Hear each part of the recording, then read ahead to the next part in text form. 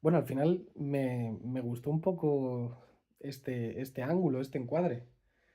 Eh, la verdad es que me recordó un poco como una especie de conversación de bar y ahora durante los próximos vídeos voy a ir probando, al menos para intentar que no ocurra de que me corte media cara como ocurría en el vídeo anterior.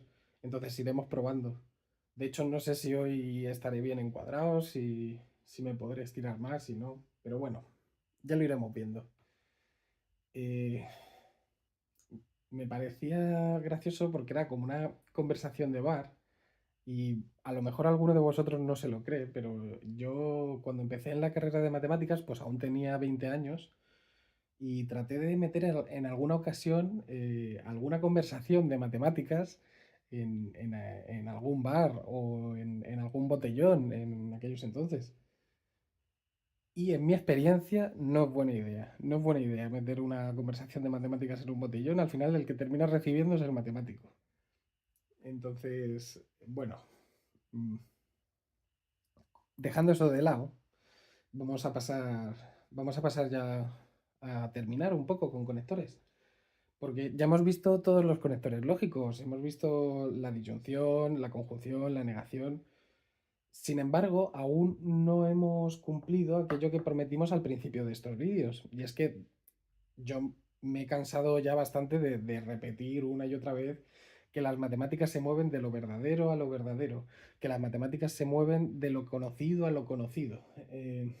Lo he dicho ya de bastantes maneras, pero sin embargo, con los conectores lógicos que nosotros hemos estudiado hasta el momento, eh, si os paráis a pensarlo, no son conectores que nos muevan de nada a nada, porque la conjunción y la disyunción lo que nos hace es reflexionar acerca de la propia proposición, pero no nos mueve a nuevas proposiciones.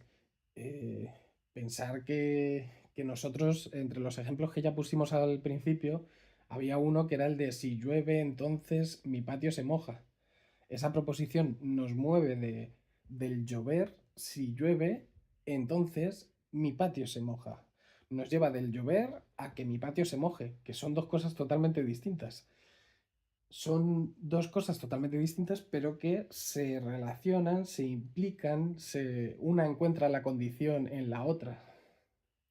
En concreto, que mi patio se moje está condicionado por la lluvia, ¿no? Bien, pues esa es precisamente la que nos toca ver hoy, el conector implicación,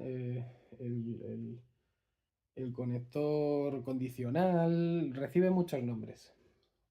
Bien, no me quiero complicar mucho, entonces he recuperado la misma frase del otro día y fijaos que con lo que hemos visto de momento, esa frase, si quisiéramos hacer lo mismo que hemos hecho en otros capítulos y aislarla todo lo que podamos del lenguaje natural, lo que podríamos hacer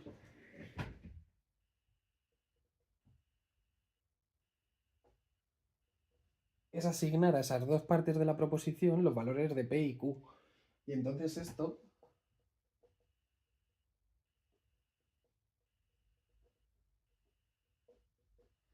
lo podríamos ahora escribir así. Es verdad que es un poquito más corto, pero si os dais cuenta estamos usando y está volviendo a caer el lenguaje natural aquí, ¿no? En esas dos partes. Bien, pues esas dos partes nosotros ahora las vamos a concentrar y para decir esta misma frase, nosotros lo que vamos a utilizar es la flechita. Ese conector es el de la implicación. Y este es el que vamos a estudiar un poco hoy.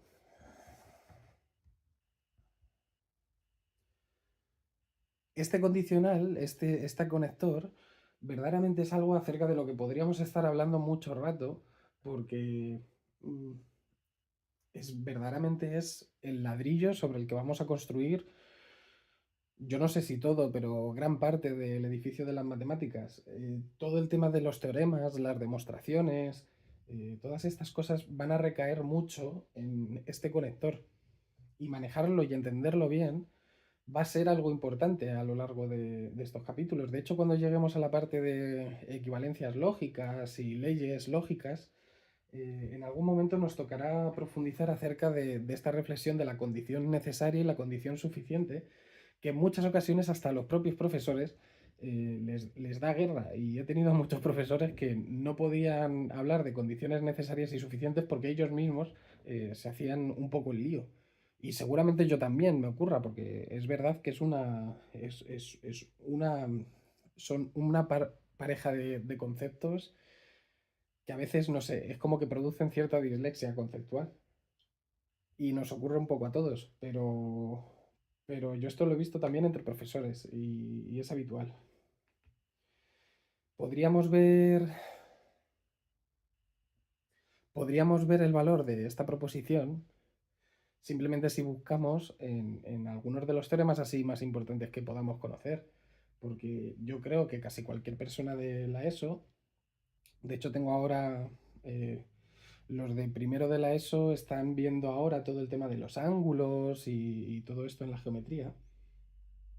Y, y, por ejemplo, en la geometría más elemental tenemos este famoso teorema de si una figura geométrica plana es un triángulo, entonces la suma de sus ángulos interiores, la suma de sus ángulos internos, tiene que dar por necesidad 180 grados.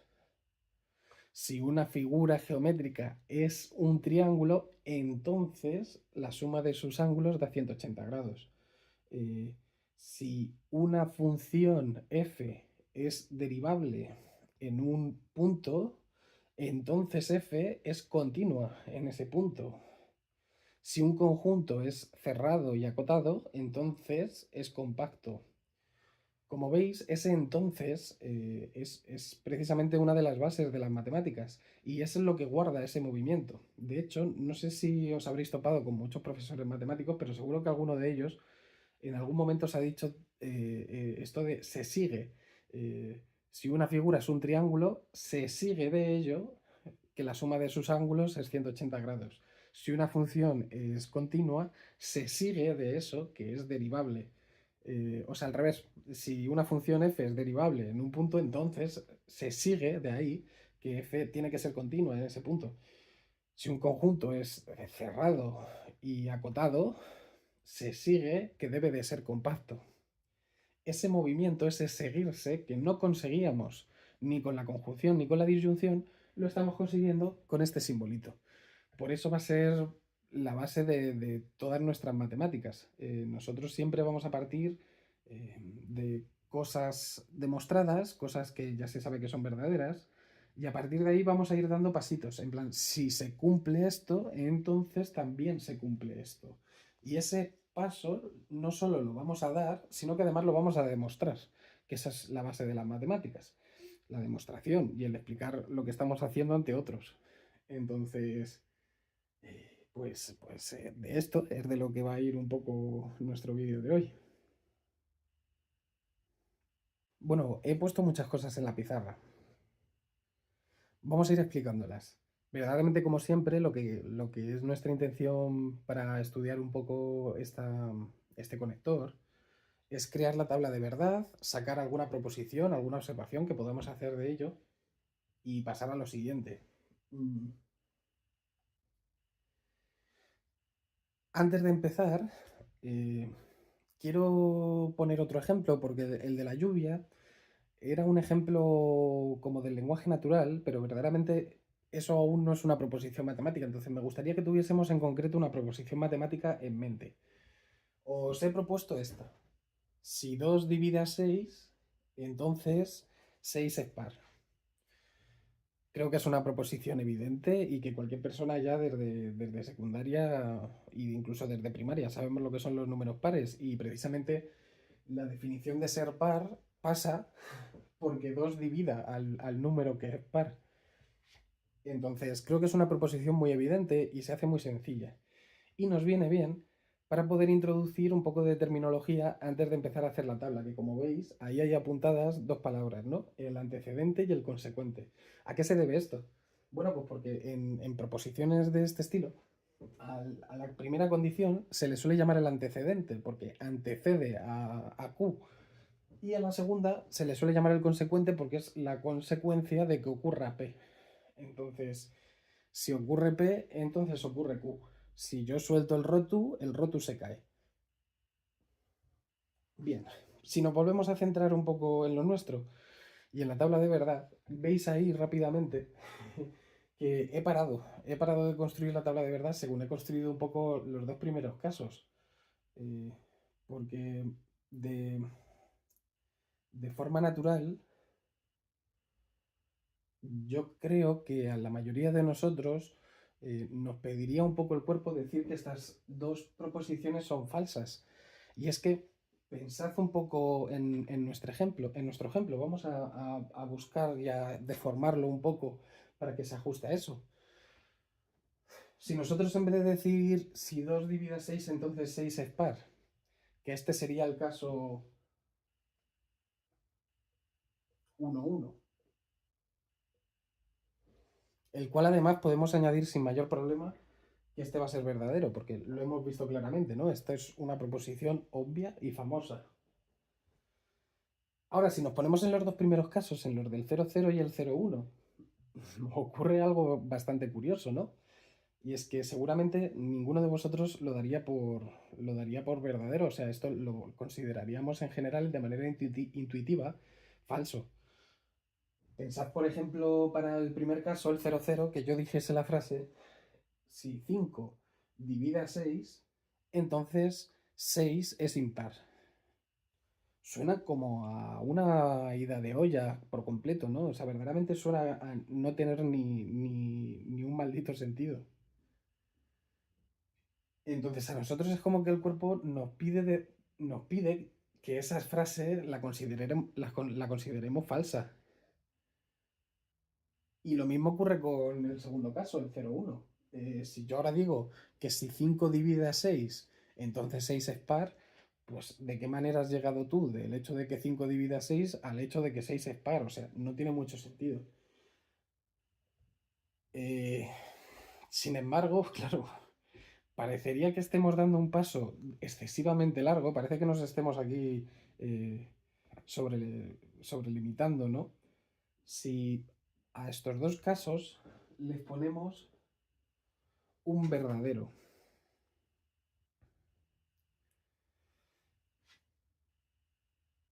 Mucha gente se estará preguntando que por qué motivo íbamos a considerar una proposición que parte de lo falso como verdadera. En plan, no tiene mucho sentido. Nosotros cuando partimos de algo solemos partir de lo verdadero.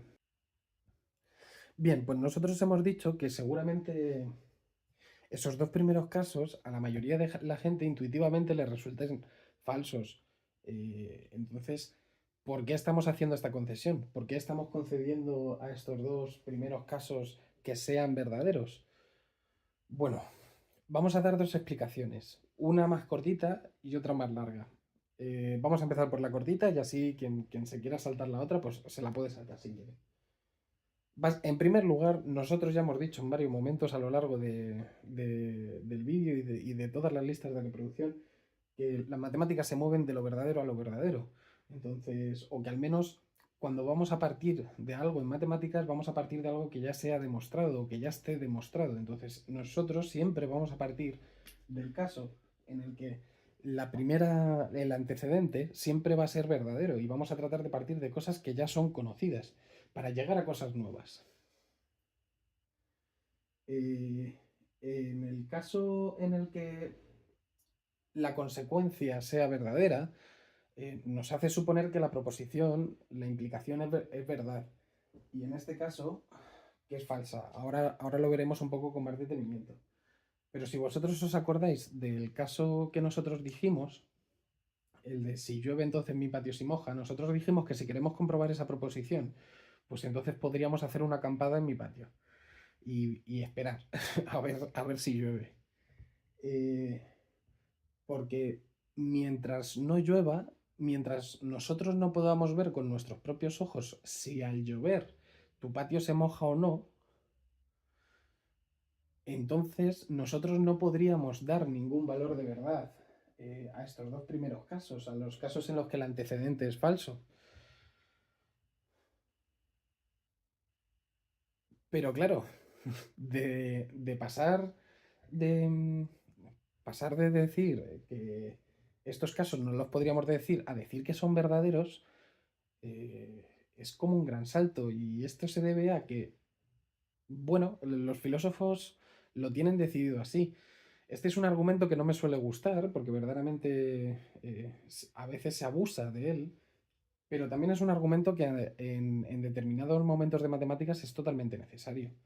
Verdaderamente los profes de matemáticas necesitamos ganarnos un poco la confianza en algún sentido. No tiene por qué ser en todos los sentidos, pero sí que debemos ganarnos la confianza de nuestros alumnos en algún sentido, porque ante algunas explicaciones, ante algunas dudas de los alumnos, sobre todo estoy pensando en alumnos mm, ya de cuarto o de bachillerato que tienen mucha duda y que tienen mucha curiosidad, pues ante ciertas dudas de estos alumnos, verdaderamente nosotros no podríamos profundizar en explicaciones porque son explicaciones que requerirían meses o requerirían un tiempo de desarrollo y que en bachillerato se ve todo como así un poquillo por encima, pasando rápido por encima de todo y no te puedes parar a tener explicaciones así mensuales largas. Entonces, eh, al final el alumno tiene que confiar un poco en el profesor, tiene que confiar un poco en que lo que se está diciendo es verdad.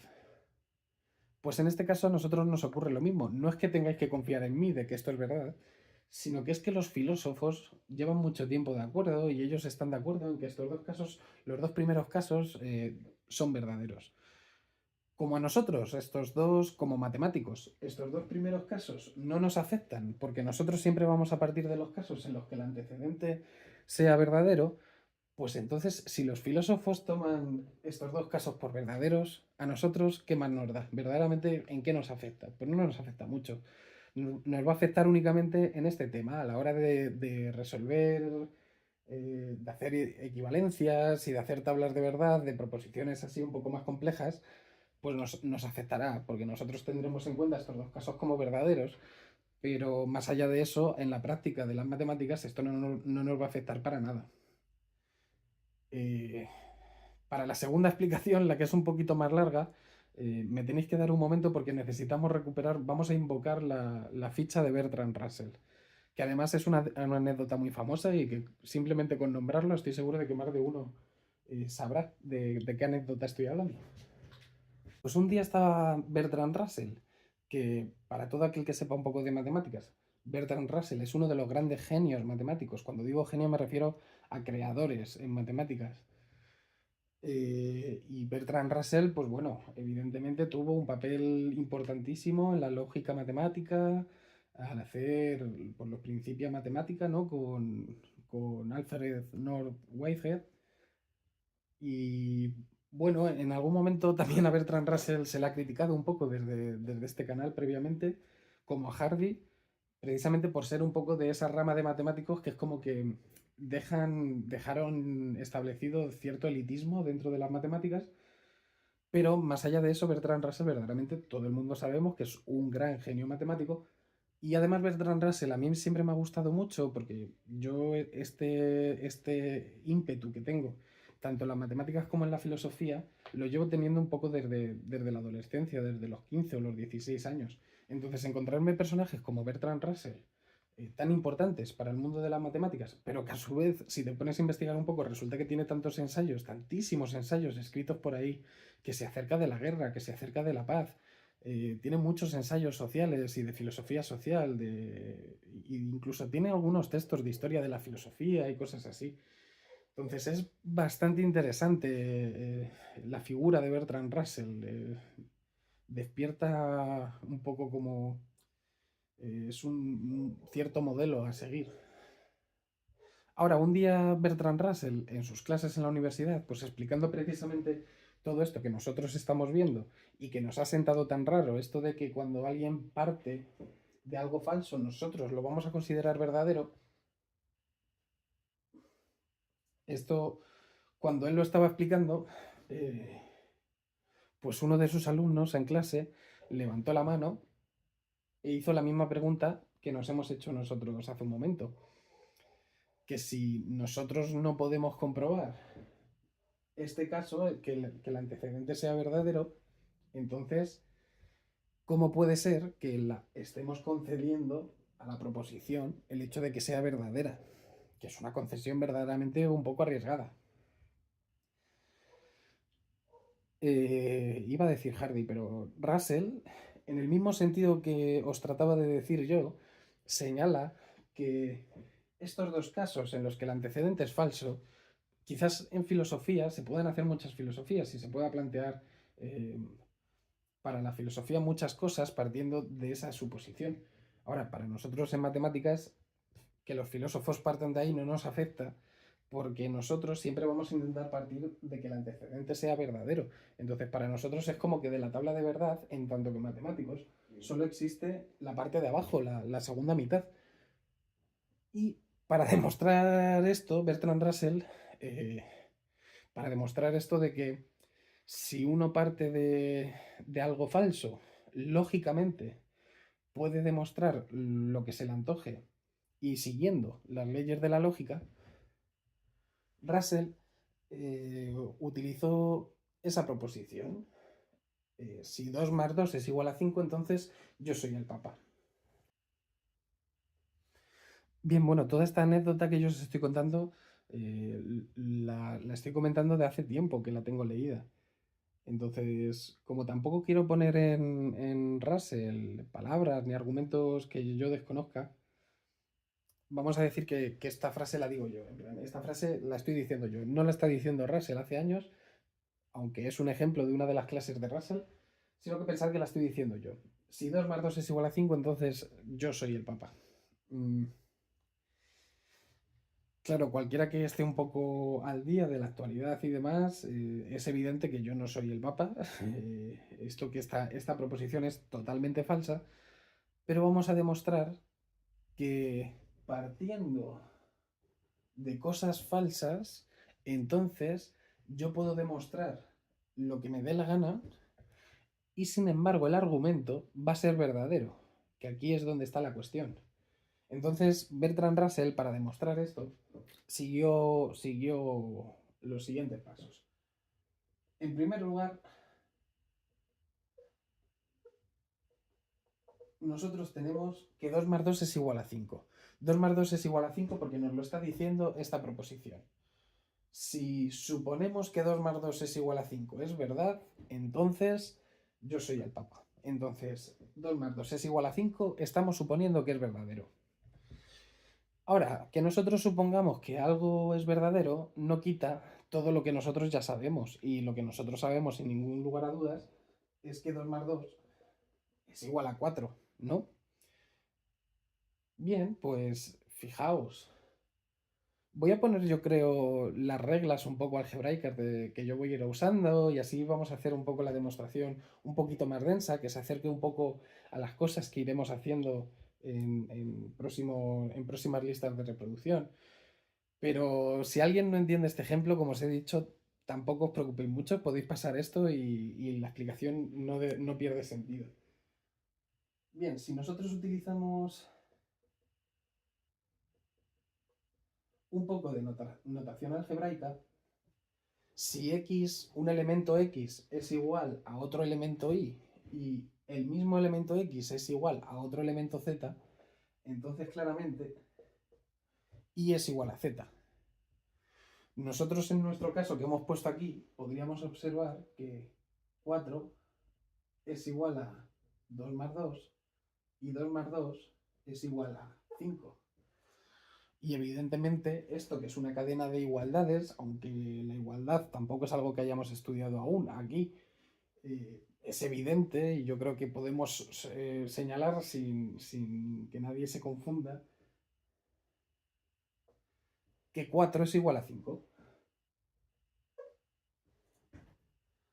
Bien, pues para el segundo paso, nosotros partiendo de esta igualdad de que 4 es igual a 5, entonces vamos a usar otra regla del álgebra elemental. Y es que si x es igual a y, si dos números son el mismo número, entonces al restar el mismo número a ambos lados, la igualdad se tiene que mantener por necesidad. Si 7 es igual a 7, entonces 7 menos 3 tiene que ser 7 menos 3. Pero claro, esto que nosotros estamos haciendo con X e Y, con elementos del álgebra, nosotros lo podemos aplicar perfectamente aquí, porque los números también forman parte del álgebra. Entonces, 4 menos 3 tiene que ser igual a 5 menos 3. Y además nosotros sabemos que 4 menos 3 es 1 y que 5 menos 3 es 2. Pues hemos llegado a esa proposición, que 1 es igual a 2. Y diréis, bueno, pero eso no demuestra que tú seas el Papa. Y diréis, que no demuestra. Y yo os digo que no demuestra eso que yo sea el Papa. ¿Cómo que no? Si el Papa y yo somos dos personas y hemos dicho que 2 es igual a 1, entonces las dos personas tenemos que ser una única persona. En consecuencia, yo soy el Papa. Y es que se me hace raro decirlo, ¿no? Pero esta fue la demostración que hizo Bertrand Russell. Y aunque evidentemente para nosotros la proposición no sea verdadera o nos cueste asimilarla como verdadera, eh, esta tabla de verdad no habla en sí de la proposición, sino del razonamiento que se está haciendo. Y fijaos que nosotros hemos demostrado a partir de algo verdadero, otra cosa, de una cosa, partiendo de un antecedente falso, hemos demostrado una consecuencia falsa y la hemos demostrado siguiendo las reglas de la lógica. Entonces, es por eso que a estos casos en los que partimos de un antecedente falso, aunque en la filosofía sean muy importantes y se tengan en cuenta, para nosotros en la matemática esto no se tiene en cuenta. De hecho, lo que vamos a hacer a continuación es que yo voy a añadir una pequeñita tabla de verdad para terminar de dar esta segunda explicación de por qué no nos vamos a centrar en esos dos casos y por qué tienen un valor de verdad 1. Bien, bueno, he hecho aquí al lado una segunda tabla de verdad. Como veis, en esta segunda tabla de verdad aparecen ciertos elementos que no hemos visto nunca, como es el cero este con estrellita. Esta tabla de verdad no sustituye y no es parte de ningún temario. O sea, esto no es parte de matemáticas. Esto no entra en los contenidos de ninguna universidad. Ahora, sin embargo, es una interpretación que a mí me gusta mucho porque permite construir la misma tabla de verdad, pero desde un punto de vista ya para nosotros en matemáticas. ¿Por qué? Porque las matemáticas, como hemos dicho un poco al principio del vídeo, no es algo que tenga cabida ni aceptación social en general. Es algo que nos gusta a unos pocos fricazos, ¿no?, de las matemáticas. Y que en general a la gente no le disgusta, pero tampoco hay mucha gente dispuesta a perder su tiempo en estudiar estas cosas. Entonces, al final las matemáticas, el espacio más seguro para ellas, el lugar donde mejor se pueden desarrollar, son las universidades, son los lugares donde se junta precisamente gente para estudiar estas cosas. Entonces, en una clase, al final, han pasado, ya estamos en el 2025, pero las clases siguen siendo un poco como siempre. El profesor habla, los alumnos escuchan y todas estas cosas.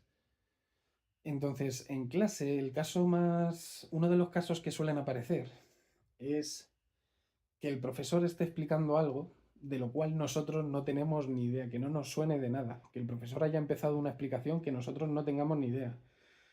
Fijaos que en esos casos no, no estamos en la misma posición que en esta tabla de verdad, porque hay veces en las que el profesor nos habla de algo, de un antecedente, el cual no tenemos ni idea de si es verdadero o falso. Bien, pues ese no tenemos nosotros ni idea, es lo que yo represento un poco en este cero.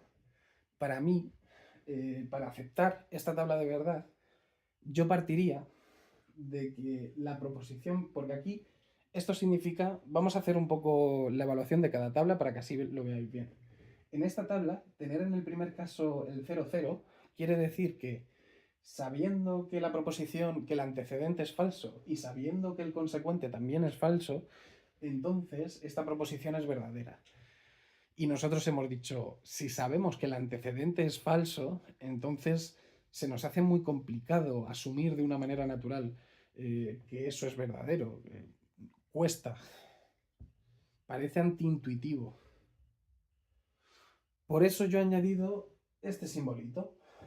Ese cero con estrellita viene a significar no que nosotros sepamos la falsedad de esto, sino que nosotros mismos no sabemos, por eso el cero, nosotros mismos no sabemos si esto es verdadero o falso.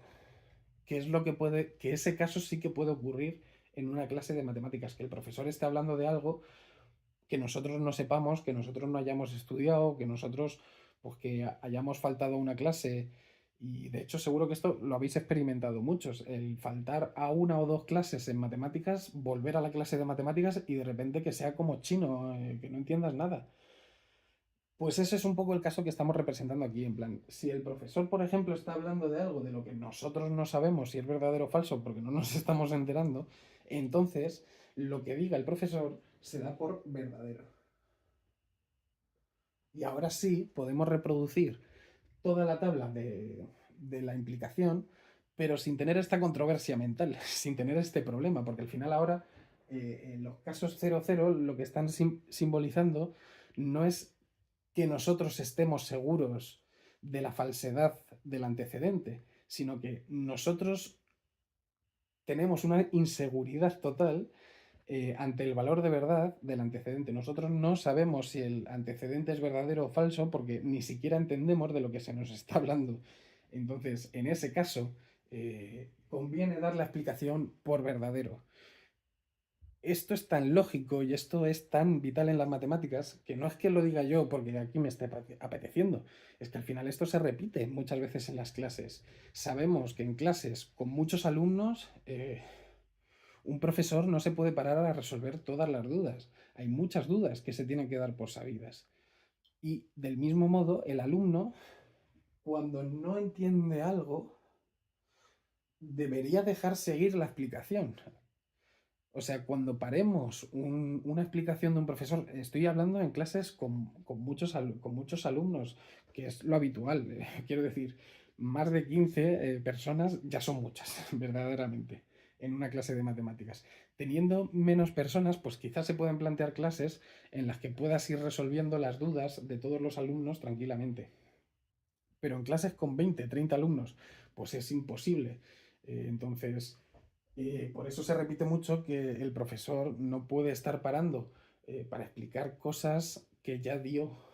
Esto ha ocurrido mucho en clases de matemáticas, ¿no? Que de repente el profesor está explicando algo y a alguien le viene una duda en concreto de algo que ya se explicó hace un par de días, pero que tiene que ver con la lección. Y el profesor le dice, eso ya lo expliqué hace un par de días, te toca estudiártelo a ti. Yo tengo que seguir con mi trabajo y tengo que seguir con mi lección. Si cada vez que alguien tiene una duda sobre temas pasados, tenemos que volver a retroceder a esos temas pasados, al final, por resolver las dudas de algunos individuos, estamos perjudicando a toda la clase. Entonces, ahora, visto un poco desde este punto de vista, sí que me parece razonable, sí que me parece intuitiva la tabla de verdad. Mientras que si nosotros asumimos que el antecedente estamos seguros de que es falso, pues entonces esta tabla de verdad a mí no me termina de cuadrar. O sea, yo personalmente la entiendo un poco con esta idea.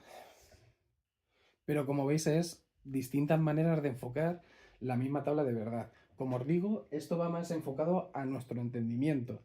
Y esta es la que nos van a preguntar en los exámenes, o sea que verdaderamente la que yo os he escrito, la que es mía, así personal, no le deis tampoco mucho valor, pero yo creo que puede ser buena para entenderlo sin tener estos conflictos, sin tener esta problemática en la que nos estábamos metiendo. Bien, como al estudiar los conectores anteriores, el de la conjunción y el de la disyunción, ya añadimos una proposición, pues hoy me gustaría seguir un poco en esa línea y añadir una proposición para el conector de la implicación. En este caso, al observar la tabla de verdad, lo que se observa que tiene algo de curiosidad, algo de interés, es que el único caso que es falso es este. Pues eso es lo que se recoge en la proposición. Si la implicación P implica Q es falsa, si estamos en este caso, entonces el antecedente P es verdadero y el consecuente Q es falso. Eso es lo que dice la proposición. Y como ya hemos dicho en otras ocasiones, la forma de demostrar esa proposición es mediante la propia tabla de verdad. Ahí. Vale.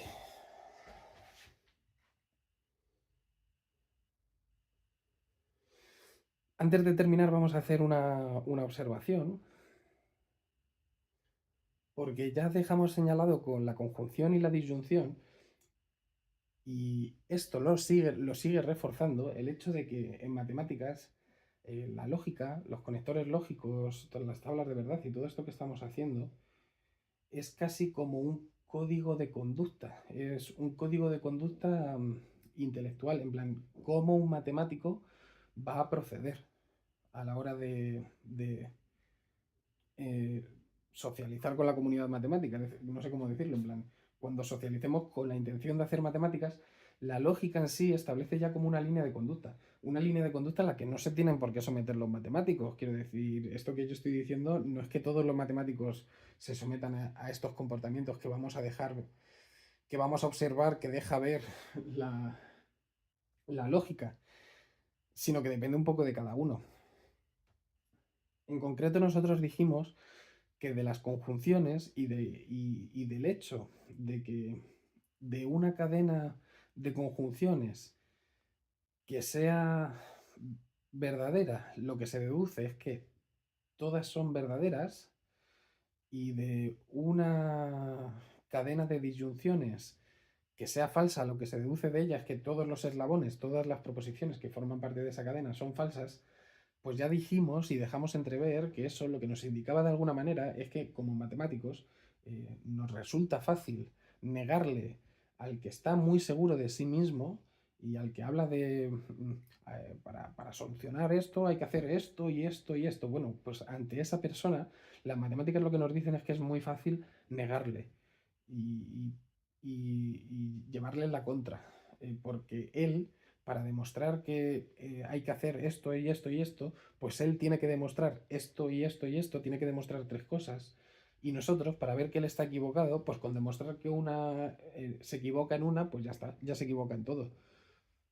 Entonces, en tanto que matemáticos nos resulta fácil hacerle oposición a aquella persona con mucha confianza y con mucha seguridad en lo que dice, porque también vimos que la conjunción era un poco como el lenguaje de la seguridad matemática. Y por otro lado, también dijimos que las matemáticas, ante aquel que duda, pues al contrario, resulta más fácil respaldarle, apoyarle y tratar de construir y de dejar que tenga esas dudas. O sea, a una persona las matemáticas a una persona muy segura le generan dudas. Y a una persona muy insegura le tratan de dar un poco de apoyo y le sostienen y se le debe de tratar con cierta cortesía. Pues esta cortesía que nosotros vimos un poco de refilón con la conjunción y la disyunción es precisamente lo que hemos visto reflejado en esta tabla de verdad. Cuando una persona parte de algo falso, si yo no tengo motivos para, para ponerme en contra, pues entonces lo damos por verdadero. Efectivamente. Es una cortesía, como estamos diciendo. Ahora, otra cosa bien distinta es cuando estamos bien seguros de que lo que dice esa otra persona es falso. Entonces, en ese caso, ya sí, que esa cortesía se termina y vamos directos a degüello con él. Pero, pero bueno, que al final no me gusta dejar pasar la ocasión de que la lógica es casi como un código de conducta matemático de cara a las matemáticas. Código de conducta al que luego los matemáticos se pueden someter o no, pero una especie de código de conducta más que eh, unos valores matemáticos, porque como hemos dicho, la tabla de verdad de la implicación a nosotros ya nos importa poco. No sé si esto estará saliendo en el vídeo, porque tenemos que estar ya en el tiempo de descuento. Tiene que quedar muy poco de vídeo porque al final el programa que yo uso no procesa vídeos de más de una hora de duración. Entonces puede ser que esto se quede perfectamente fuera, pero vamos a tratar de hacerlo así muy resumidamente y a ver qué os parece, a ver si se puede quedar esto. Bien, después de la implicación existe otro conector que es la doble implicación, que además también es muy importante para las matemáticas porque es precisamente el conector que tiene que ver con aquello de la condición necesaria y la condición suficiente. Es como el que lo condensa. Eh, Sin embargo, la doble implicación lo hemos dejado para el final y si no termina de caber todo en el vídeo, lo dejaremos para otro momento, porque al final una doble implicación, que es como una implicación que va en los dos sentidos, pues precisamente se puede descomponer en una proposición que va en los dos sentidos. P implica Q, P implica Q y Q implica P. Es una doble implicación. Si al final el nombre no engaña, evidentemente. Lo que se ve precisamente en la tabla de verdad es lo que recogemos en la proposición. Cuando los valores de verdad de P y de Q coinciden, entonces esto vale 1. Cuando difieren, esto vale 0. La doble implicación, como hemos dicho antes, la vamos a poder descomponer en dos implicaciones distintas. Entonces, al final, tampoco es necesaria meterla como uno de los conectores así elementales, pero como nos va a parecer tanto y al final nos ahorra tanto trabajo, porque en vez de tener que poner P implica Q y Q implica P, pues al final ponemos este símbolo y nos ahorra mucho trabajo. Ahora, sí que podemos hacer una pequeñita observación. Y es que con esto ya habríamos terminado en principio todos los conectores lógicos. Aún así, en esta lista en algún momento añadiré seguramente algún vídeo a este apartado. Porque, por ejemplo, a mí me gustaría meter la disyunción condicional y demás. En plan, me gustaría meter algún conector ternario, algún conector que afecte a tres proposiciones a la vez, que eso es más difícil de ver y no me interesa tanto por su función, sino por escribirlo, porque escribir operadores ternarios es un poquito más complicado que escribir operadores binarios. Sin embargo, para lo que nosotros vamos a ver en la carrera, de momento, y lo que se nos pide en la carrera en la asignatura de lenguaje matemático, conjuntos y números, pues no nos hace falta en absoluto saber más que esto. Entonces, ya damos por terminado conectores. Lo siguiente que vamos a hacer no, sigue siendo la misma lista de reproducción. Bueno, a lo mejor hago listas de reproducción para los distintos subapartados.